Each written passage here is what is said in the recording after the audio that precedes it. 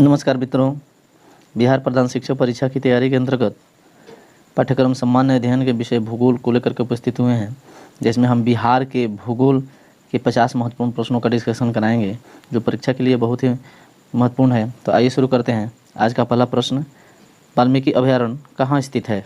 Option है चंपारण, सिवान, पटना और गया।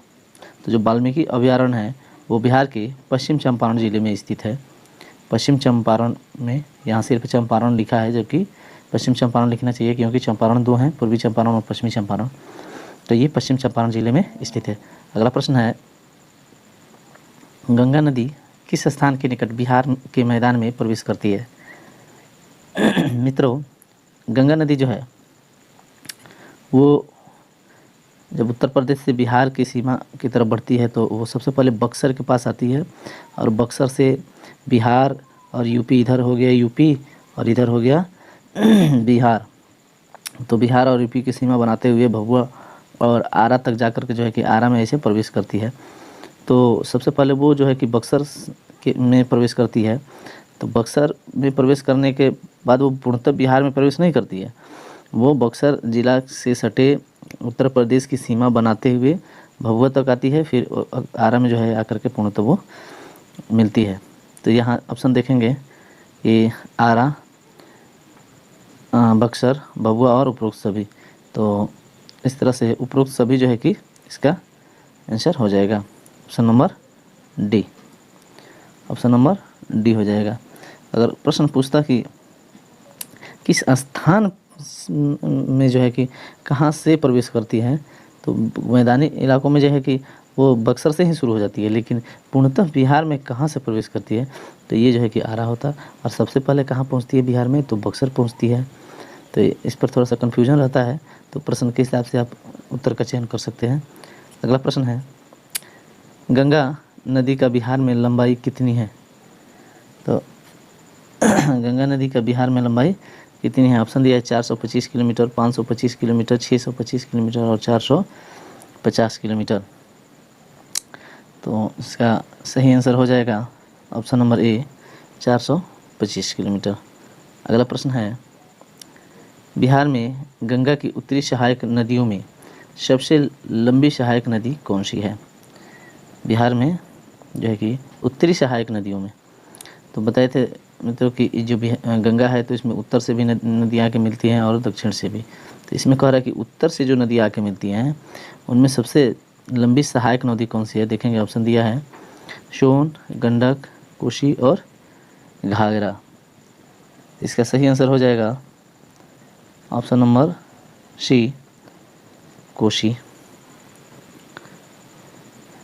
अगला प्रश्न है, बिहार में गंगा की उत्तरी सहायक नदियों में सबसे लंबी नदी कोसी है, तो जिसकी लंबाई बिहार में कितनी है? ऑप्शन है 115 किलोमीटर, 120 किलोमीटर, 125 किलोमीटर और 130 किलोमीटर। तो इसका सही आंसर हो जाएगा ऑप्शन नंबर बी, 120 किलोमीटर। अगला प्रश्न है, घाघरा जो है, घाघरा नदी बिहार के किस जिले में प्रवेश करती है? ऑप्शन है सारण जिला, भोजपुर, गोपालगंज जिला व वैशाली। तो इसका सही आंसर हो जाएगा ऑप्शन नंबर ए, सारण जिला। सारण जिला से जो है कि घाघरा प्रवेश करती है बिहार में। अगला प्रश्न है, दक्षिण बिहार की प्रधान नदी सोन का उद्गम स्थल है? ऑप्शन है अमरकंटक, विंध्याचल की पहाड़ी, छोटा नागपुर की पहाड़ी और हिमालय। तो इसका सही आंसर हो जाएगा ऑप्शन नंबर ए, अमरकंटक की पहाड़ी से जो है कि सोन नदी का उद्गम होता है। अगला प्रश्न देखेंगे, दक्षिण बिहार की नदी पुनपुन, दक्षिण बिहार की नदी पुनपुन का उद्गम स्थल कौन है? छोटा नागपुर की पठारी, अमरकंटक, हजारीबाग और पलामू की चोरहा पहाड़ी। तो इसका सही आंसर हो जाएगा ऑप्शन नंबर डी, जो पलामू की चोरहा पहाड़ी है वहीं से पुनपुन नदी का उद्गम होता है। अगला प्रश्न है, कर्मनाशा जो विंध्याचल पहाड़ी से निकलती है बिहार के किस जगह पर गंगा में मिलती है? कर्मनाशा नदी जो है वो विंध्याचल की पहाड़ी से निकलती है, बिहार के किस जगह पर गंगा में मिलती है? ऑप्शन है बक्सर, चौसा, छपरा और आरा। तो इसका सही आंसर हो जाएगा ऑप्शन नंबर बी, चौसा। तो ये जो है चौसा में गंगा नदी से मिलती है कर्मनाशा। अगला प्रश्न है, बिहार के बिहार के किस जिले में काकोलत जलप्रपात है? तो दोस्तों काकोलत जलप्रपात जो है कि कहाँ है बिहार में? ऑप्शन है नालंदा, गया, नवादा और लखीसराय। तो इसका सही आंसर हो जाएगा Nawada, option number C. Nawada जो है कि जिला में काकोलत जलप्रपात है। अगला प्रश्न है, बिहार में गर्म जल स्रोतों का सुप्रसिद्ध ऐतिहासिक स्थल है। ऑप्शन है भागलपुर, हजारीबाग, राजगीर और उपर्युक्त सभी। तो इसका सही आंसर हो जाएगा Rajgir, option number C. Rajgir में जो है कि कई गर्म जल कुंड हैं। वह नदी, अगला प्रश्न है, वह नदी जो अपना मार्ग बदलने के लिए कुख्यात है। तो ये जो कुख्यात है वो कोसी ही है, जो बिहार का शोक कहा जाती है, और बिहार का शोक भी है और अपना मार्ग भी सबसे अधिक यहीं बदलती है। तो आंसर हो जाएगा ऑप्शन नंबर ए कोसी। अगला प्रश्न है, एक नदी जिसका उद्गम स्थल जमुई में है। ऑप्शन है सकरी, अजय, पंचोन और हरोहर। तो इसका सही आंसर हो जाएगा ऑप्शन नंबर बी अजय। अगला प्रश्न है, मुंगेर जिले में स्थित गर्म जल के स्रोते का सही समूह कौन सा है? ऑप्शन देखेंगे सीता कुंड, रामेश्वर कुंड, लक्ष्मण कुंड और ऋषि कुंड। सीता कुंड, लक्ष्मण कुंड, नानक कुंड, सूर्य कुंड। और सी में उपरोक्त ए और बी दोनों, और इनमें से कोई नहीं। तो इसका सही आंसर हो जाएगा option number A, option number A Sita Kund, Rameshwar Kund, Lakshman Kund और ऋषि कुंड। अगला प्रश्न है, बिहार का मुजफ्फरपुर किस जो है कि नदी के किनारे बसा है? बूढ़ी गंडक, बागमती, सरयू और कोसी।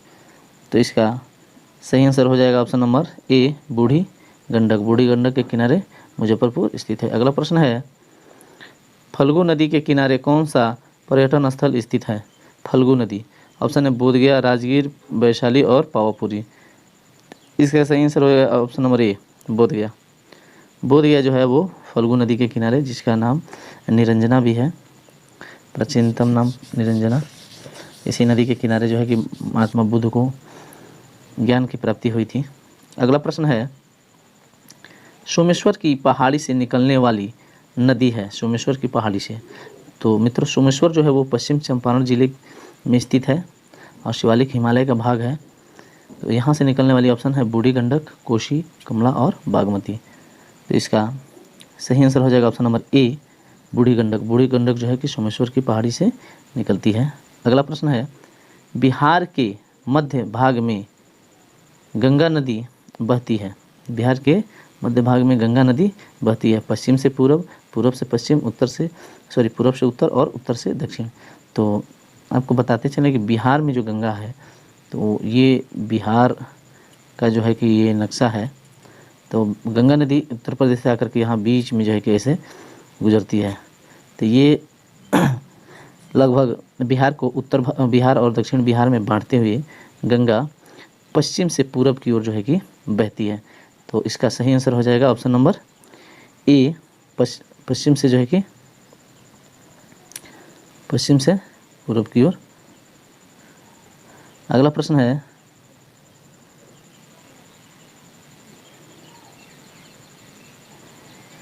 बिहार के किस नदी को सदानीरा नाम से जाना जाता है? बिहार को किस नदी? ऑप्शन है गंडक, बूढ़ी गंडक, गंगा नदी और इनमें से कोई नहीं। तो इसका सही आंसर हो जाएगा गंडक। गंडक जो है गंडक नदी को सदानीरा के नाम से भी इसको बिहार में जाना जाता है। और एक और चीज़, ये गंडक जो है वो नेपाल में त्रिवेणी के नाम से भी जानी जाती है। अगला प्रश्न देखेंगे, फल्गु नदी गया से आगे उत्तर पूर्व दिशा में बढ़ने के बाद कई शाखा में विभक्त हो जाती है, उस जगह का नाम बताएं। तो बोधगया से आगे बढ़ने के बाद इसमें कई शाखाएं जो है कि हो जाती हैं। उस जगह का नाम बताना है कि बोधगया के पास है, कि हिलसा के पास है, बराबर की पहाड़ी के निकट है, कि इनमें से कोई नहीं। इसका सही आंसर ऑप्शन नंबर सी हो जाएगा, जो बराबर की पहाड़ियाँ हैं वहीं पे जा कर के फल्गु नदी कई भागों में विभक्त हो जाती है। अगला प्रश्न है, बिहार में निम्नलिखित में से कौन सी समूह की नदियाँ गंगा अथवा उसकी सहायक नदियों में उत्तर की ओर से आकर मिलती हैं? देखिए उत्तर से आकर के मिलने वाली नदियों में जो है कि गंडक, कमला और बागमती होंगी। ऑप्शन नंबर सी सही हो जाएगा। अगला प्रश्न है, दो नदियों के बीच की भूमि को क्या कहा जाता है? दो नदियों के बीच की भूमि, ऑप्शन है बांगर भूमि, दोआब भूमि। तो इसका आंसर दोआब भूमि हो जाएगा। आगे के ऑप्शन हम नहीं देख पा रहे हैं, आंसर दोआब भूमि होगा। काकोलत जलप्रपात की ऊंचाई क्या है? ऑप्शन है 47 मीटर, 32 मीटर, 48 मीटर और 72 मीटर। तो इसका सही आंसर हो जाएगा ऑप्शन नंबर ए 47 मीटर। अगला प्रश्न है, उत्तरी बिहार के किस नदी की औसत धार जो कि यानी औसत गति सर्वाधिक है उत्तर बिहार की? ऑप्शन है गंडक, महानंदा, बूढ़ी गंडक और कमला। तो इसमें सही आंसर हो जाएगा बूढ़ी गंडक। बूढ़ी गंडक जो है कि इसका गति सर्वाधिक है। अगला प्रश्न है, त्रिवेणी नहर में किस नदी से पानी आता है? तो त्रिवेणी नहर में जो है कि गंडक नदी से पानी आता है। बिहार की सबसे प्राचीन नहर प्रणाली है? ऑप्शन है सोन कनाल, त्रिवेणी कनाल, ढाका नहर और तीव्र नहर। तो इसका सही आंसर हो जाएगा ऑप्शन नंबर ए सोन कनाल। सोन कनाल जो है कि सबसे प्राचीन नहर प्रणाली है। अगला प्रश्न है, कोसी परियोजना कब बनकर तैयार हुई? ऑप्शन है 1950 ईस्वी में, 1955 ईस्वी में, 1960 और 1965 ईस्वी में। तो जो कोसी परियोजना है वो 1965 ईस्वी में बनकर तैयार हुई। ऑप्शन नंबर डी सही हो जाएगा। अगला प्रश्न है, कोसी परियोजना किसकी संयुक्त परियोजना है? ऑप्शन है बिहार उत्तर प्रदेश, बिहार नेपाल उत्तर प्रदेश, नेपाल उत्तर प्रदेश। तो जो कोसी परियोजना है वो बिहार और नेपाल की संयुक्त परियोजना है। इसका बी नंबर आंसर हो जाएगा। अगला प्रश्न देखेंगे, कोसी नदी परियोजना बिहार के किस क्षेत्र में स्थित है? उत्तर पश्चिम क्षेत्र में, उत्तर पूर्वी क्षेत्र में, दक्षिण पूर्वी क्षेत्र में और दक्षिण मध्य क्षेत्र में। तो इसका सही आंसर हो जाएगा उत्तर पूर्व क्षेत्र में, ऑप्शन नंबर बी। अगला प्रश्न देखेंगे, बिहार की प्रमुख बहुउद्देशीय नदी घाटी परियोजनाएं हैं? सोन नदी घाटी परियोजना, गंडक नदी घाटी परियोजना, कोसी नदी घाटी परियोजना, उपयुक्त सभी। तो इसका सही आंसर हो जाएगा उपयुक्त सभी, ऑप्शन नंबर डी। ये सभी जो है कि बिहार की प्रमुख बहुउद्देशीय परियोजनाएं हैं। अगला प्रश्न है, स्वतंत्रता पूर्व बिहार में कौन सी नहर प्रणाली थी? सोन नहर प्रणाली, गंडक नहर प्रणाली, कमला नहर प्रणाली और सकरी नहर प्रणाली। तो इसका सही आंसर ऑप्शन नंबर ए हो जाएगा सोन नहर प्रणाली। ऊपर बताया भी जा चुका है कि सबसे प्राचीन जो है कि नहर प्रणाली है तो सोन नहर प्रणाली। अगला प्रश्न है, बिहार का प्रमुख खाद्यान्न फसल क्या है? ऑप्शन है चावल, गेहूं, मक्का और जौ। तो बिहार का प्रमुख खाद्य फसल पूछ रहा है, खाद्य फसल जो है कि चावल हो जाएगा, ऑप्शन नंबर ए। अगला प्रश्न देखेंगे, निम्नलिखित में कौन जो है कि खरीफ फसल है? ऑप्शन है सरसों, चना, धान और जौ। तो ये सरसों, चना और जौ ये जो है कि रबी फसल है। क्या है? ये रबी फसल है, जबकि धान जो है वो खरीफ फसल है। अगला प्रश्न है, बिहार में मरुआ का सर्वाधिक उत्पादन किस जिले में होता है?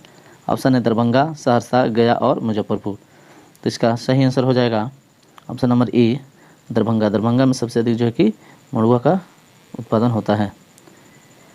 अगला प्रश्न है, बिहार में गन्ना का सर्वाधिक उत्पादन होता है उत्तर पश्चिमी क्षेत्रों में, गंडक कोसी दोआब में, गंगा के दक्षिण पूर्व क्षेत्र में, गंगा के दक्षिण पश्चिम क्षेत्र में। तो इसका सही आंसर हो जाएगा ऑप्शन नंबर ए उत्तर पश्चिम क्षेत्रों में। जो उत्तर पश्चिम के क्षेत्र हैं यानी पश्चिमी चंपारण, पूर्वी चंपारण, गोपालगंज, मोतिहारी, मुजफ्फरपुर, ये सब जो क्षेत्र हैं उत्तर पश्चिम के, वहाँ जो है कि गन्ना की सर्वाधिक खेती होती है। अगला प्रश्न देखेंगे, बिहार में जूट जो है कि प्रमुखता से उगाया जाता है कहाँ? तो उत्तरी पूर्वी मैदान, उत्तरी पश्चिम मैदान, दक्षिण पूर्वी मैदान और दक्षिण पश्चिम मैदान। तो इसका सही आंसर हो जाएगा ऑप्शन नंबर ए उत्तरी जो है कि पूर्वी मैदान में। अगला प्रश्न है, बिहार में उत्पादन की दृष्टि से चावल के बाद दूसरी फसल है? ऑप्शन है गेहूं, मक्का, आलू और चना। तो इसका सही आंसर ऑप्शन नंबर ए हो जाएगा गेहूं। चावल के बाद गेहूं जो है कि सर्वाधिक उपजाया जाता है बिहार में। अगला प्रश्न है, बिहार में कहाँ जूट का सर्वाधिक उत्पादन होता है? ऑप्शन है पटना एवं नालंदा, पूर्णिया एवं कटिहार, दरभंगा एवं सहरसा, मुजफ्फरपुर एवं मोतिहारी। तो देखिए पूर्णिया और कटिहार जो है ऑप्शन नंबर बी, वहीं पे सबसे अधिक जूट का जो है कि उत्पादन किया जाता है। अगला प्रश्न देखेंगे, बिहार के किस जिले में फलों का सर्वाधिक उत्पादन होता है? फलों का जो है कि सर्वाधिक उत्पादन ऑप्शन दिया है वैशाली, पटना, भागलपुर और मुजफ्फरपुर। तो मुजफ्फरपुर जो है कि सही आंसर हो जाएगा ऑप्शन नंबर डी। यहाँ पर जो है कि फलों का उत्पादन सर्वाधिक होता है। बिहार का सबसे प्राचीन उद्योग है, ऑप्शन है जूट उद्योग, चीनी, कागज़ और चमड़ा। इसका सही आंसर ऑप्शन नंबर बी हो जाएगा, चीनी उद्योग। अगला प्रश्न देखेंगे, बिहार में महत्वपूर्ण कृषि आधारित उद्योग हैं। महत्वपूर्ण कृषि आधारित उद्योग जूट उद्योग, चीनी उद्योग, चाय उद्योग और उपरोक्त सभी। तो 91 का जो है कि डी हो जाएगा, ये इसका उपरोक्त सभी। अगला प्रश्न है, भारत में एकमात्र पाइराइट उत्पादक राज्य है, तो वो है बिहार। अगला प्रश्न है, बिहार में सोना के सुरक्षित भंडार हैं। ऑप्शन है जमुई में, पश्चिमी चंपारण में, उपरोक्त ए और बी दोनों में, इनमें से कोई नहीं। तो इसका सही आंसर ऑप्शन नंबर सी हो जाएगा, उपरोक्त ए और बी दोनों में। यानी कि जमुई और पश्चिमी चंपारण दो ऐसे ज़िले हैं जिसमें सोना के सुरक्षित भंडार अभी बिहार में हैं। अगला प्रश्न देखेंगे, शिवालिक श्रेणी के निचले भाग को कहा जाता है। जो शिवालिक श्रेणी है वो हिमालय के भाग है, तो उसके निचले भाग को क्या कहा जाता है? खादर, बांगर, पाट और तराई। तो इसका सही आंसर हो जाएगा ऑप्शन नंबर सी, तराई। तराई जो है कि कहा जाता है। अगला प्रश्न देखेंगे, बिहार की जलवायु है कैसी है? भूमध्यसागरीय, उष्ण आर्द्र, सवाना किस्म की और मानसूनी। तो इसका सही आंसर हो जाएगा जो है कि बिहार की जलवायु ये जो है कि मानसूनी है, ऑप्शन नंबर डी। अगला प्रश्न है, निम्नलिखित में कौन बिहार की जलवायु को प्रभावित करने वाला कारक नहीं है? ऑप्शन है मानसून, हिमालय, कर्क रेखा और गंगा नदी। तो इसका सही आंसर हो जाएगा ऑप्शन नंबर सी, जो है कि कर्क रेखा। अगला प्रश्न है, सोमेश्वर पहाड़ियाँ स्थित हैं। सोमेश्वर पहाड़ियाँ स्थित हैं मुंगेर, चंपारण, गया और सोन घाटी। इसका सही आंसर ऑप्शन नंबर बी हो जाएगा, चंपारण। अगला प्रश्न है, दियारा का अर्थ क्या है? दियारा का अर्थ क्या है? ऑप्शन है जलोढ़ क्षेत्र, सूखाग्रस्त क्षेत्र, बाढ़ग्रस्त क्षेत्र और पर्वतपादीय क्षेत्र। तो इसका सही आंसर हो जाएगा ऑप्शन नंबर सी, जो बाढ़ग्रस्त क्षेत्र है, जो नदियों से लगे हुए जो क्षेत्र होते हैं वो जो है कि दियारा के नाम से जाने जाते हैं। अगला प्रश्न है, कोसी परियोजना शुरू हुआ जो है कि 1951, 1952, 1953 और 1954। तो इसका सही आंसर हो जाएगा ऑप्शन नंबर डी, 1954 में। अगला प्रश्न और इस सीरीज का अंतिम प्रश्न है, बिहार में दूरदर्शन केंद्र स्थापित हुआ। बिहार में दूरदर्शन केंद्र कब स्थापित हुआ था? तो ऑप्शन देखेंगे, पटना में जो कि 1952, मुजफ्फरपुर में 1978, जमशेदपुर 1982 और भागलपुर 1990। सही आंसर हो जाएगा ऑप्शन नंबर बी, मुजफ्फरपुर में जो है कि 1978 में। तो मित्रों, ये रहे हमारे बिहार के भूगोल के 50 महत्वपूर्ण प्रश्नों के डिस्कशन। आशा करते हैं वीडियो आपको अच्छी लगी होगी। मिलते हैं अगले वीडियो में, तब तक के लिए जय हिंद।